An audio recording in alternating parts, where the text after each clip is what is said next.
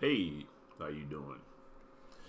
Um, it's pretty cold here in Austin, Texas. It's a little bit below freezing, but making the best of it. Got the heat on and whatnot, and just trying to stay warm until the winter weather advisory subsides. But I wanted to talk a little bit about the reasoning mind, the intellect, the secondary advisor to the human spirit that's aside from in addition to the voice of God.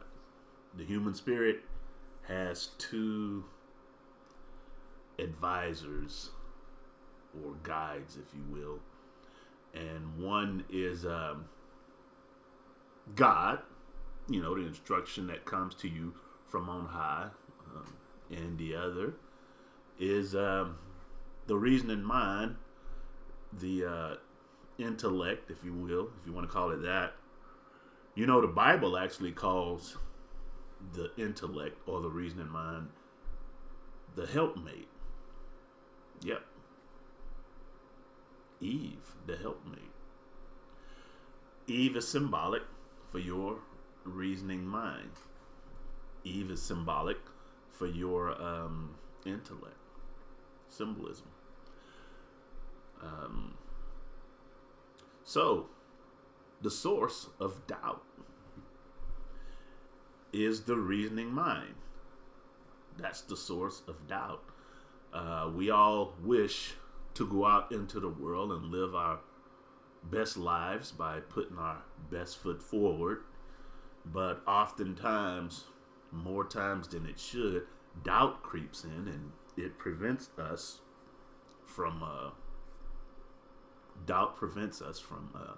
putting our best foot forward and doing what's right for ourselves to elevate our lives to greater levels.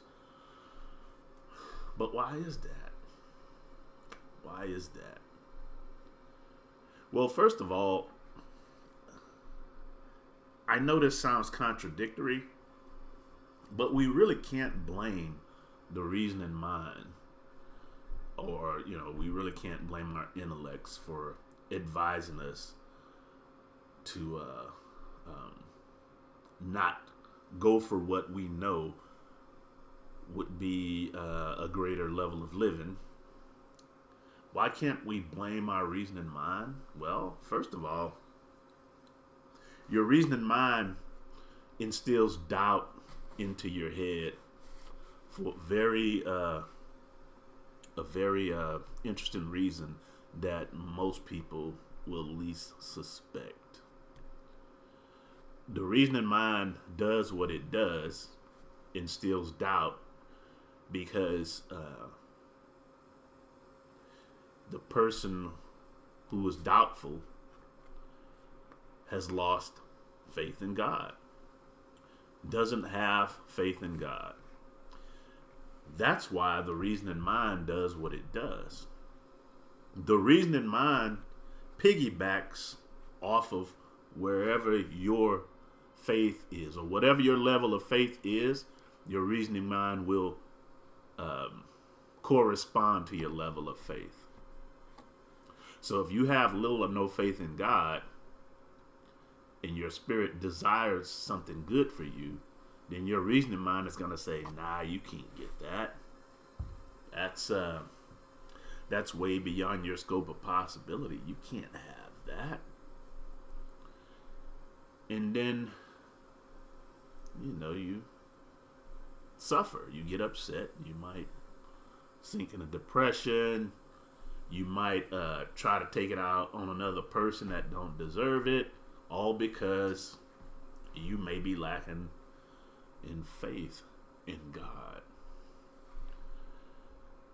But there's the dilemma right there. Why the lack of faith in God? I mean, God is always calling you to, rise higher, to come up to him, to enter into his kingdom. Why are we so timid And why are we so hesitant to heed that calling to rise higher? Well, I have a theory, and it goes back to the book of Genesis.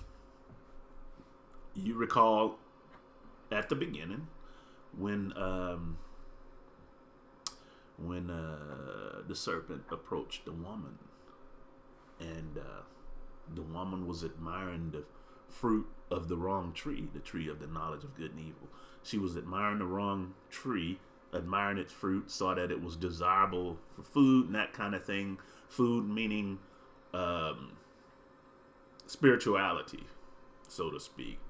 Spiritual information to govern and guide you throughout the course of your life, throughout your journey. She was admiring the fruit and desired it. So that admiration, that desire summoned the serpent, and the serpent gave her all the reasons why she should take the fruit. You'll be like God. And the serpent even told a lie. You will not die if you eat the fruit.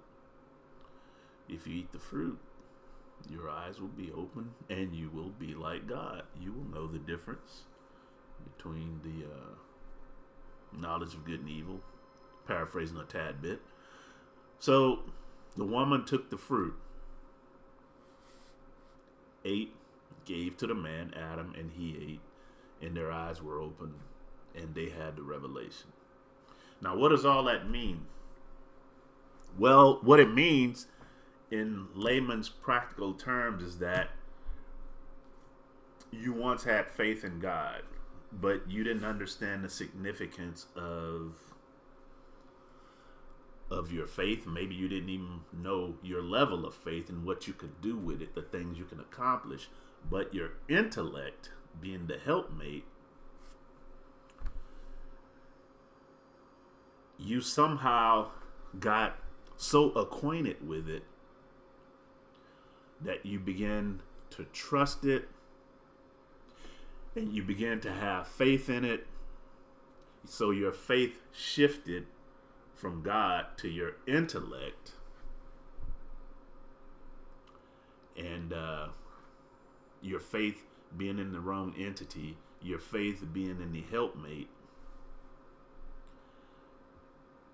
is why the helpmate, is why the intellect, is why the reasoning mind advises you with doubt, with anxiety, trembling, and doubt.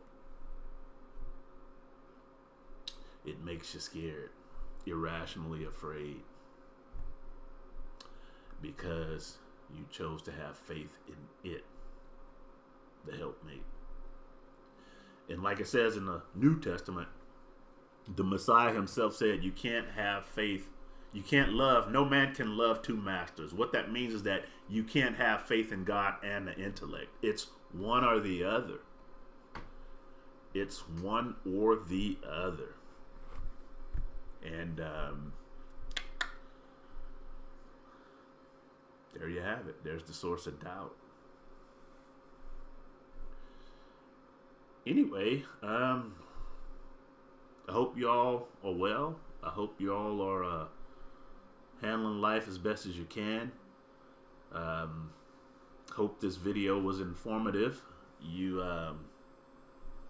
know, the goal being to shed some light on the spiritual atmosphere so that we can get back to having faith where it belongs. Faith in God. Thank you for listening, and subscribe to the Spiritology Television Network on YouTube. Share this link. Share this link. Yeah, share this link. You'll get more cool talks on spirituality, Bible-based spirituality, not religious, spiritual. And there you have it. God bless.